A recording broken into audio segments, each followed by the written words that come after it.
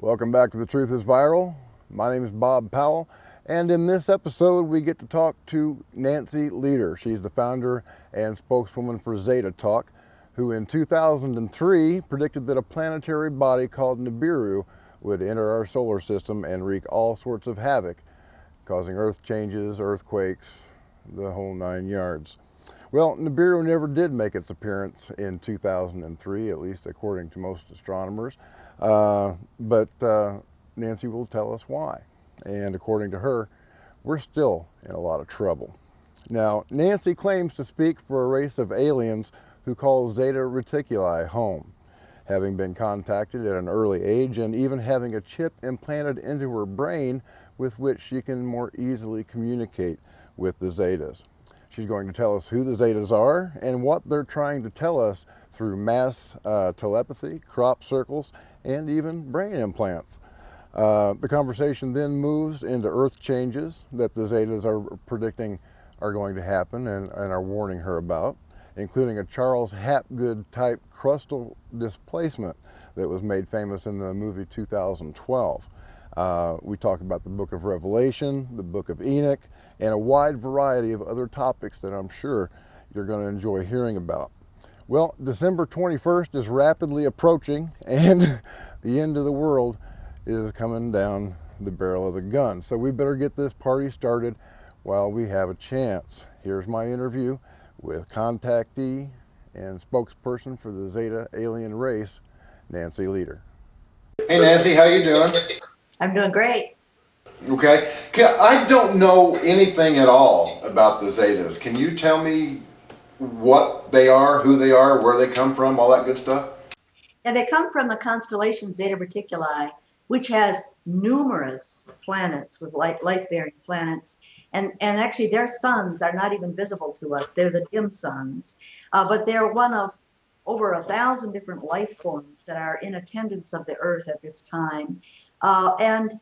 They've come to help with the Earth's transformation through geological changes and through a spiritual transformation where we're no longer going to be the kindergarten. We're going to graduate, but our bad guys are going to be hauled away to a prison planet, and only the good guys are going to be allowed to reincarnate here on Earth.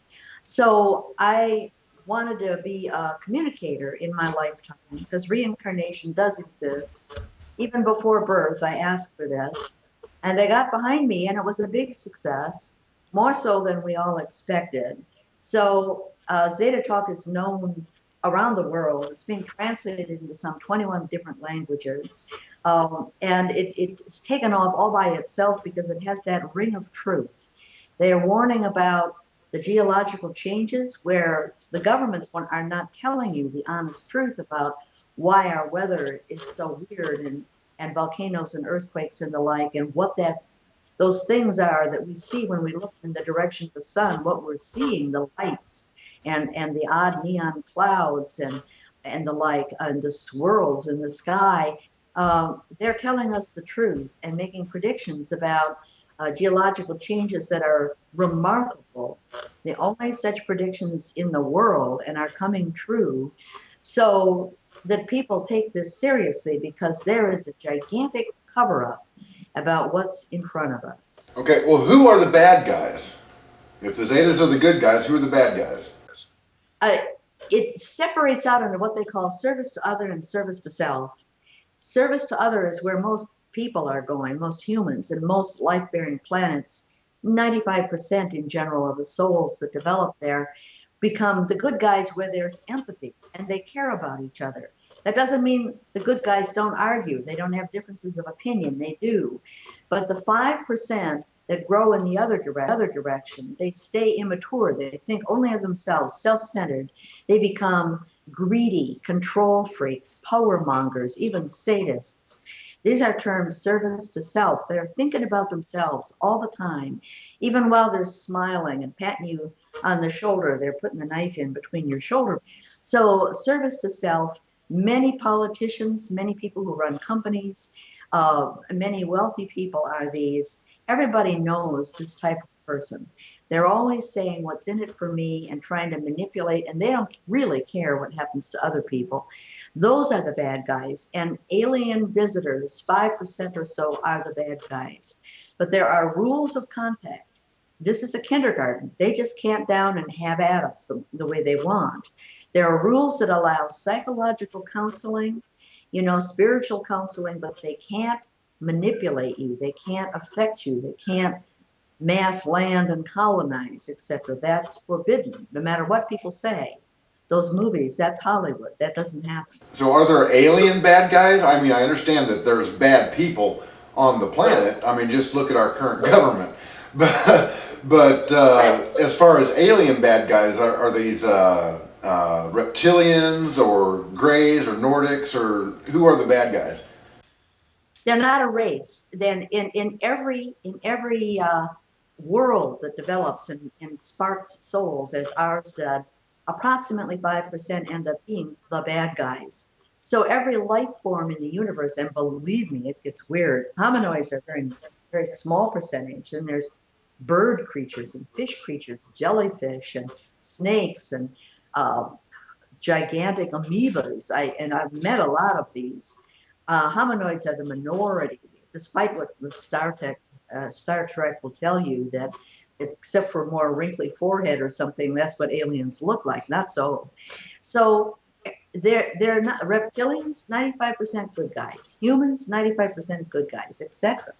So it's not a particular race or a name of a race.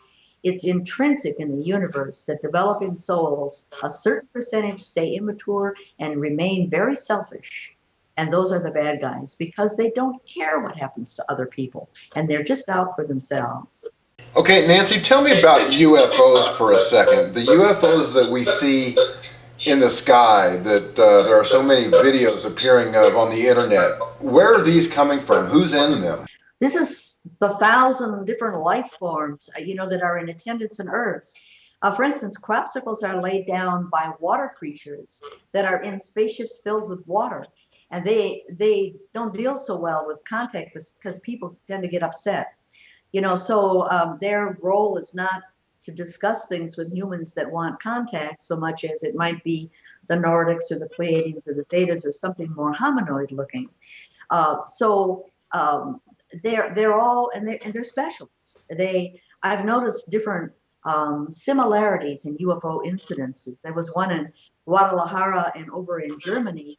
It was the same sort of thing where a laser light went straight down to the ground, pointing at a particular position. And I thought, boy, that's the same crew, and others do different kinds of dances.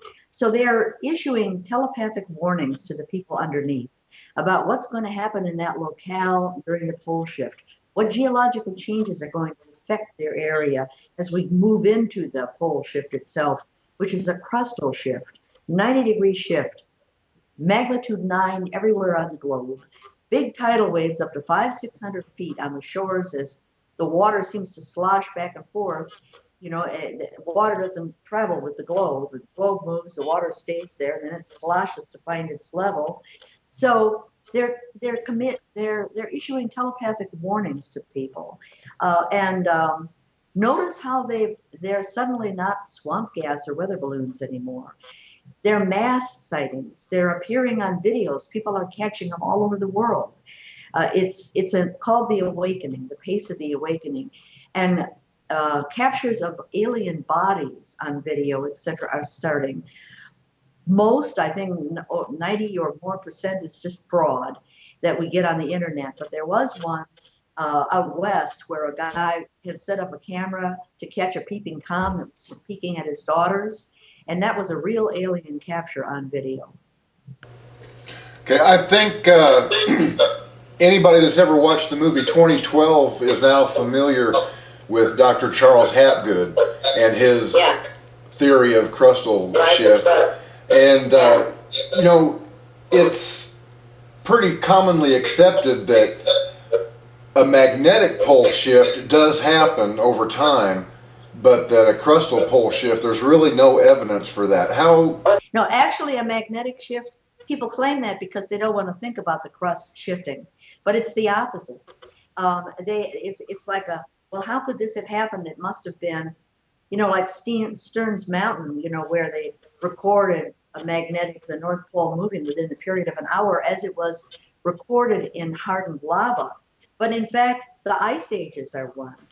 The last ice age over France, well, at that same time, the woolly mammoth was grazing in Siberia, which is now frozen, at the same latitude. Well, what did the sun do? Blink off when it was over France and blink back on over Siberia to make it extra warm? Greenland was our last North Pole. That's why it has so much ice. There's all kinds of records of 3,500 years ago, when Nibiru comes through last time, the waters of the oceans dropped 16 to 20 feet around the world at the same time. Where did all that water go? Right, and that's the point, is obviously there was renting apart of the continents and deeper rifts and that type of thing. So there's all kinds of evidence of physical geological changes. I've just mentioned a few. I could go on for hours. And they're well recorded. Velikovsky did an excellent job, Earth in Upheaval. Read that book. You will be convinced. Okay, let's talk for a minute now about Nibiru. The last time that you predicted it coming through our system was in 2003, I believe, and it didn't show up. It did. It didn't go through. It came in, and it's creeping past the sun. And the Zetas admitted that was a deliberate white lie. We tracked it in 2001 and 2 and 3. The Zetas gave us where to look out in the sky. They gave us the Ra and Dec, and a team tracked it. I mean, people went to observatories in the winter of 2001 to 2. They went and they captured an infrared in 2 to 3, and also CCD imaging, where every 2-3 weeks or so, they would take a set of images, maybe even weekly. And this FITS files are still out there. People can track. It was like a dim star and fuzzy light around it, and it was moving in accordance with the Zeta coordinates. It would be gone from where it was, and now it's where it should have moved to. And then it appeared in the spring of 2003. I myself saw it. And March 26, I will never forget, came home from a meeting, looked out in the direction to the right of Orion, and this is not that one bright reddish kind of star. That was visible too, but it would glow and then, and people around the world all saw it and recorded this, started taking pictures. And ever since, now around the sun, you can get it on SOHO and stereo images. And people this is so analyzed on the pole shift Ning, and on my website, SOHO says so, I have it. That it's unquestionably between us and the sun. It's around the sun. It came in 2003, crossed over our orbit, so now we have to look at the sun to see it. And it's been creeping past the sun, getting ready. Now it's on its outbound, and that's where the pole shift happens. We're in big trouble.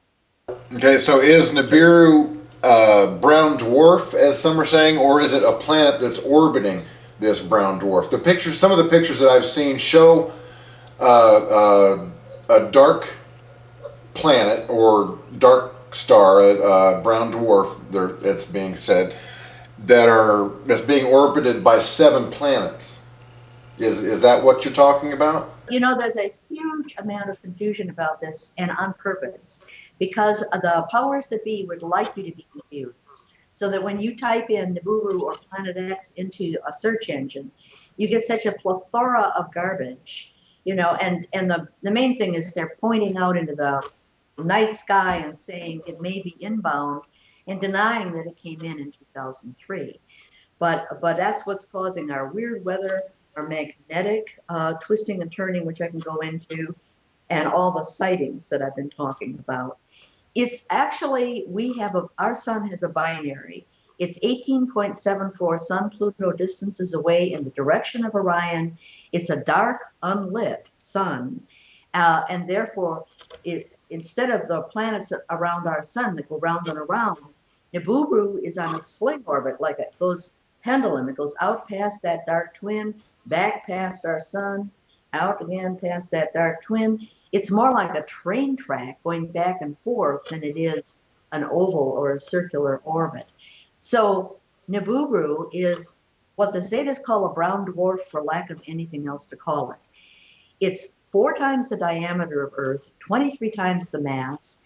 It smolders and it emits light as well as heat. We emit heat, but not light. But in the deep rifts of its ocean, it emits light, which bounces back from the clouds. And so their planet is little and has transplanted hominoids, just as Earth has hominoids that have been genetically engineered. These hominoids on Nibiru are the giants of old, the gods of Mount Olympus, the Visigoths, those Easter Island heads, the ones that built the pyramids, etc., and mined for gold. And they're no longer interested in Earth because of the messy humans and the large predators we have here. They're rather mine elsewhere in our solar system. So I'm digressing. Nibiru has a huge red dust cloud, which it collected this stuff when it used to go through the asteroid belt, and our sun was more massive, and there is an anti-gravity force and kept it out there, pummeled to pieces numerous small planets that were in the asteroid belt, and all that red dust, iron oxide, collected because Planet X is a magnet, as is Earth, and it's a charged dust cloud. The red dust in Revelations, the red dust during the Jewish Exodus, where Moses touched his staff down, blood red, etc. We're going to have that for the pole shift coming too. It has at least 24 moons, the size of our moon, that trail behind it, but they don't go round and around Nibiru. They trail behind it because Nibiru is always on the move in this swing orbit, right? So they can't get to going round and around, and they twirl around themselves. So from the side, moon swirls look like long tubes, but from the front, they ought, if the sun is here and I'm pointing at you, this moon swirl, it funnels the light, so it's like a flashlight, and people are seeing these bright orbs around the sun. That's the moon swirls focusing the light. Well, that was a bit disturbing to hear, to say the least, but this conversation has just begun. In part 2, the discussion turns towards Zechariah Sitchin, who originally came up with the story of Nibiru through his translation of Sumerian tablets, and how he associated them with the Annunaki and the Nephilim. Now, apparently the concept of the planet Nibiru is the only thing that Lieder and Sitchin have in common, because she dismisses a lot of his theories, even disputing his timeline for the arrival of Nibiru by several hundred years. Now, are there structures on the moon that were once used as laboratories by ancient aliens, maybe still being used today? Nancy says that there are. That there have been photographs taken on the surface of the moon that have been retouched, that astronauts and astronomers are being threatened with their lives if they disclose the alien presence on the moon or elsewhere in the skies. Now, you'll be able to click the link to part 2 in just a second. But first, I'd like to ask once again that everybody click on the advertisements that appear on my videos. If you're not aware, my wife is battling stage 4 metastatic colorectal cancer. It's spread from her colon into her liver. And there are a lot of expenses that insurance is not covering. So please just take a second and click these ads and help us pay for what they don't pay for. Every 1/10 of a cent helps. I'd also like to say a big God bless you to those who have made donations at the Truth is Viral website at bobpowell.blogspot.com. We've had several donations, almost up to $200 so far. Half of that came from one beautiful woman. And just need a couple $100 more so that we can buy my wife a recliner. So when she does her chemotherapy at home, it's called Full Fury. It's a home infusion thing that continues at home after she's dismissed from the hospital. But she needs a recliner so that she doesn't have to lay in that bed all the time. She can't lay flat a lot of the times because the tumor is just so large it presses on her and she can't lay, so she needs a recliner to lay in. But barring a lottery win by somebody, I doubt that we'll very much that we're going to be able to raise the money that is needed to send her to an advanced cancer center like Cancer Centers of America, like we were hoping. Because Medicare pays like 80%, right? And even the 20% of a $250,000 bill is just unreachable for us. But we will endure and we'll make do with what God gives us. And I just wanted to thank you because you good folks are making this burden a whole lot easier to bear. Now, here's the link to part 2. Enjoy this continued conversation with Zeta alien contactee and spokeswoman Nancy Lieder.